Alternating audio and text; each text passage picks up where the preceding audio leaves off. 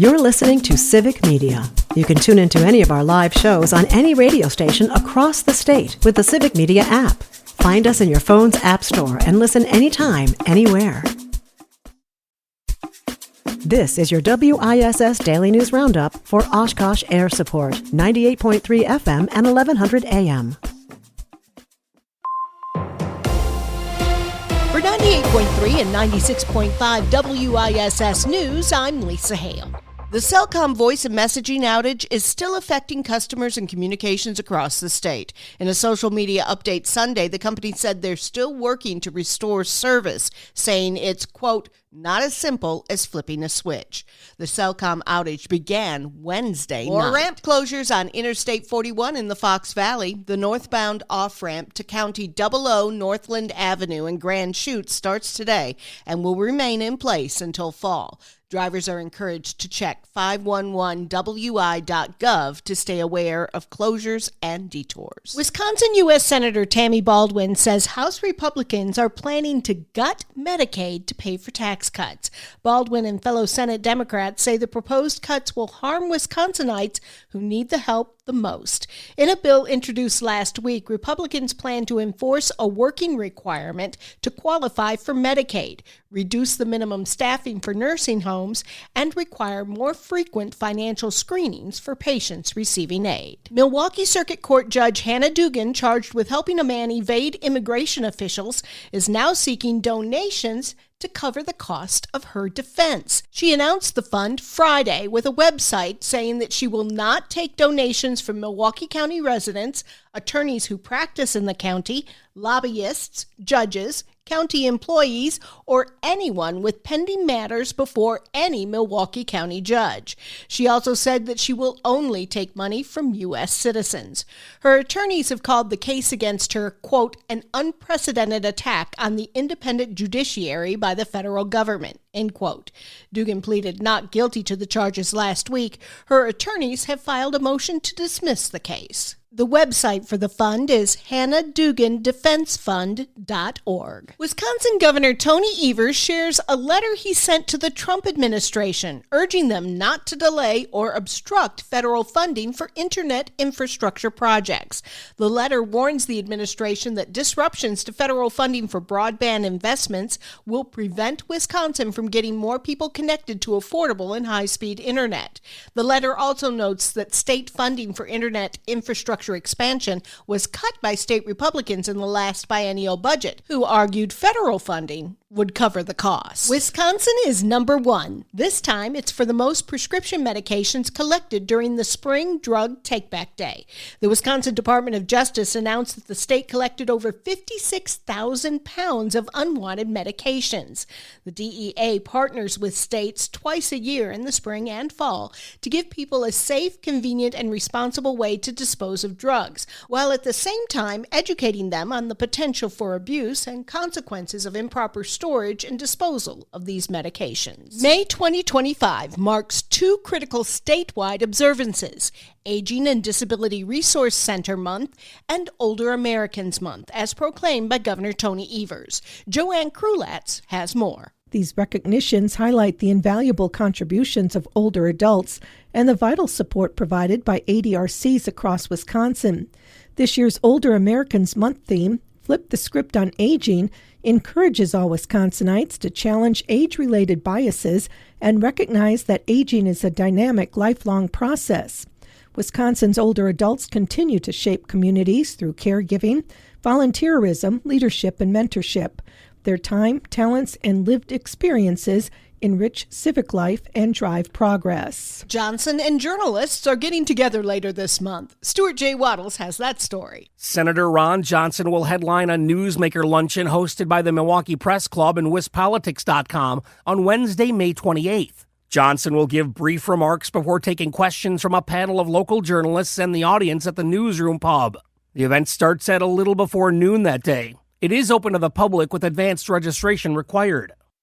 Reggie Desimu of Caribbean Taste Food Truck in Area 509 in Appleton celebrated the 6th anniversary of his self-made Haitian food business this weekend, sharing his family's recipes with the community. Those came down from my mom, and there's no written recipe. It was just like spending time with her in the kitchen and growing up in Haiti. So you got to learn from your mom, because my mom always say, she said, we never know where we're going to end up in life, so we're going to have to learn how to cook, clean, and make sure like we can take care of ourselves. So now it becomes a business. Saturday's event started in the early afternoon and continued through the night with music, food, and dancing. Over 80 bicyclists hit the streets of Oshkosh Saturday as part of Bike Osh 25. Participants rode the bike paths of Oshkosh, collected stamps from 20 pit stops, and brought awareness to cyclists and motorists alike on the road rules for cyclists and how to be safe. Not bad. A few little lake flies in the mouth, but it was still worth it.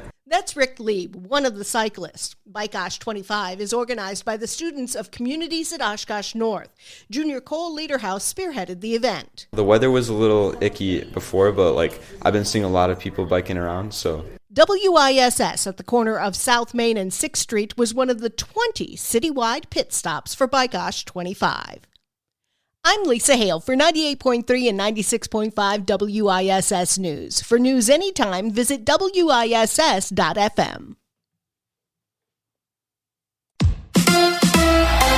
It's the Brewers and the Orioles. Hi, I'm Mike Clemens with sports. The Brewers host the Baltimore Orioles tonight at AmFam Field. After 7 years, Baltimore fired their manager, Brandon Hyde, over the weekend and replaced him with third base coach Tony Manzolino. Now, yesterday, the Brewers avoided a sweep. They beat the Twins 5-2. Pat Murphy conceding the Brewers have not spent very much this year in free agency. I trust the players. I like the players. I think they're good. Now, did we go spend a lot of money in the offseason, guys? Let's call a spade a spade. No, we didn't. Are we real deep in the position player business? No, we're not.